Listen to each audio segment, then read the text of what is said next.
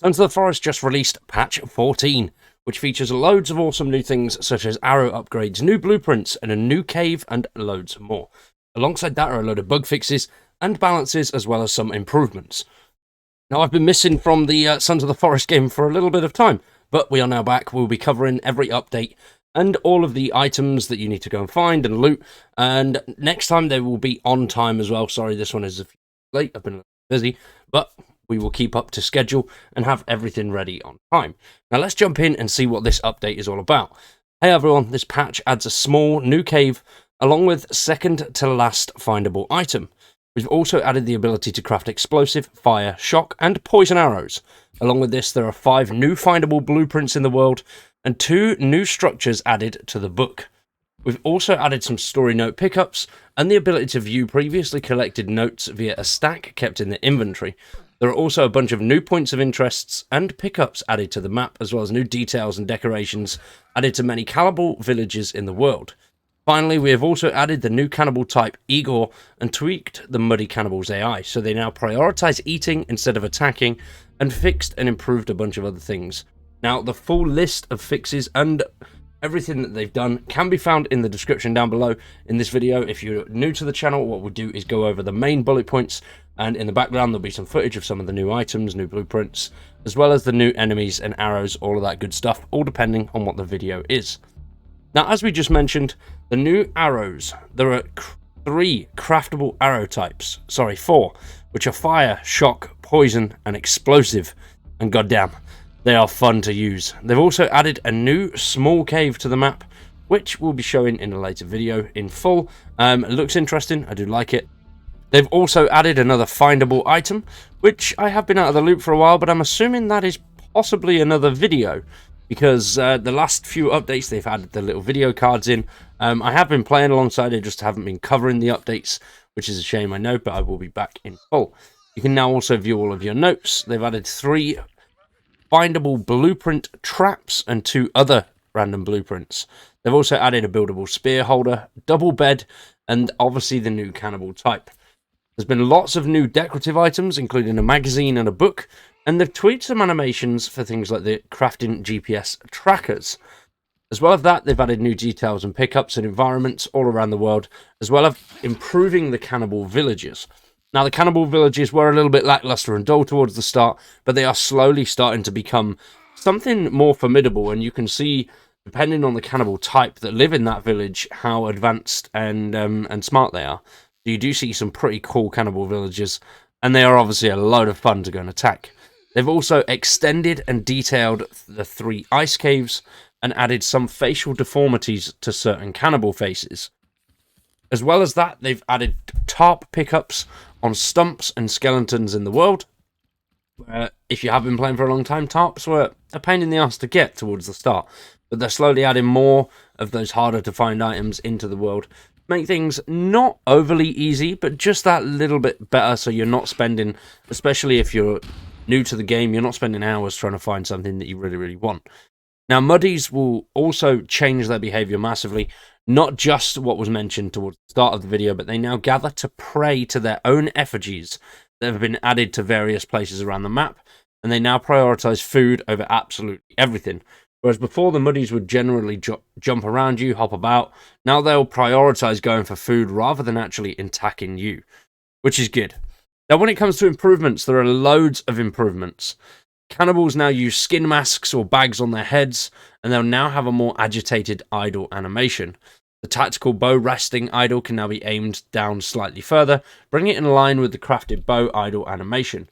And now when holding a bow and equipping the lighter will no longer float through the air towards the player's hand. They've also changed some things to the overweight male cannibals, and they'll now have an alternate burning animation, which fixes a bug where they would pop from prone to standing. Heavy cannibals will now drink water, and their animations has been cleaned up so that the club is in the correct position and not dunking around in the water or going up in the air. They've also improved deer and land turtles to the far side of the map, and Twins now has an electrocute reaction, which is really quite cool. I like that. They've also added poisoned status to support to characters. They will lose health and energy and sometimes get injured and stop attacking when poisoned. Multiple poison effects will stack. And something now which is a shame, because you do have to swim out a little bit further. They've moved the killer whales, so they're not in the shallower areas anymore. You will have to go out a little bit further to actually get them, and they've also fixed visuals with their jumps. And if you're a fisherman, you'll really like this one. On the far side of the mountain, the large lake that is there now is filled with fish. So you can actually go fishing in that now, whereas before it was completely empty. Now, something else, which is just a definite quality of life improvement, which is really annoying, especially if you used it a lot to travel, which I did, and it was very irritating, the Night V. Now, when you dismounted, you now re-equip your previous weapon than having to re-equip it again. Sometimes I don't look at my hands, and I know there's a couple of other people that I've played with. They do the same thing, and you go into a fight scene, and you might not notice that you've got absolutely nothing there. Which, yeah, it is just a stupid thing on my part, but it's easy now that that's fixed for me, which is good. They've also improved the meshes on certain mountains and cliffs with adding some vegetation that just looks a little bit better, more like an actual mountainside than just a giant stone, which is good. Now, when it comes to balances, there is loads of balances, but fixes is the big boy. They've always got loads of them, and there is over 30 fixes in this update alone. Now, if you want to see the fixes and the full list of improvements, once again, check in the description. For this one, we will go over all of the balances. There's only a few here. First off, they've reduced the baby attack damage from 15 to 10. The animation for the player retrieving their backpack after a death has now been sped up and shortened. On sleep interruption, players will now sometimes find multiple enemies close by. And thank God that they've improved the retrieval of the backpack, because that was something that always got me killed. When spawning into a cannibal village, going to get your backpack, by the time you've got there, the cannibals are already running at you, then you pick your bag up and it takes so goddamn long. You can sometimes end up getting battered as soon as you've come back out of that animation. Masked cannibals now will get out of breath on certain occasions. Fire status impact on a dead body will now burn it to the bones. So fire arrows or a torch will now burn that body completely down, rather than them fall into a slump and then you having to burn it again. Now, when buddies will eat, it will reduce their anger and make them more likely to ignore the player. They're now much more likely to be distracted by food during combat. And they've set a dead stump break amount to 10, so one hit will now break it. Now, once again, when it comes to fixes and all of those issues, there's loads and loads there. Mainly some like fixed dismembered limbs on bodies, fixed index array exception in multiplayer when player equips their third modded weapon. So loads and loads of stuff. There is an absolutely massive ton here. Something that I absolutely love about the team. They really, really try as hard as they possibly can to get as many fixes in every single update. And something else as well, they had a little bit of an issue with this update. So today they put out a hotfix. So just less than 24 hours after the original update released, here's a small fix for some issues that came up in the patch. Fixed story pages object in inventory not showing up in old saves, and fixed game switching to full screen for a moment when starting to the game if set on windowed. So please continue to use feedback in the discussions area of the community hub on Steam. I really don't understand why these guys, they do have a Discord, that's also in the description down below, but I don't understand why these guys don't have a massive social media account, because they could do so well with that. TikTok and all of that kind of stuff. The game is phenomenal. Letting people know that updates coming out through there will definitely draw in much more attention.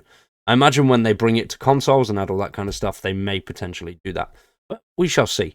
But now though, ladies and gents, we're going to wrap that one up there. Hopefully you've enjoyed. If you have, you know what to do. Drop a like on the video, subscribe to the channel, and stick around for much more Sons of the Forest, because we'll cover every update, every collectible, and every item in there. Thanks for watching. I've been Wired, you've been awesome, and we'll see you in the next one.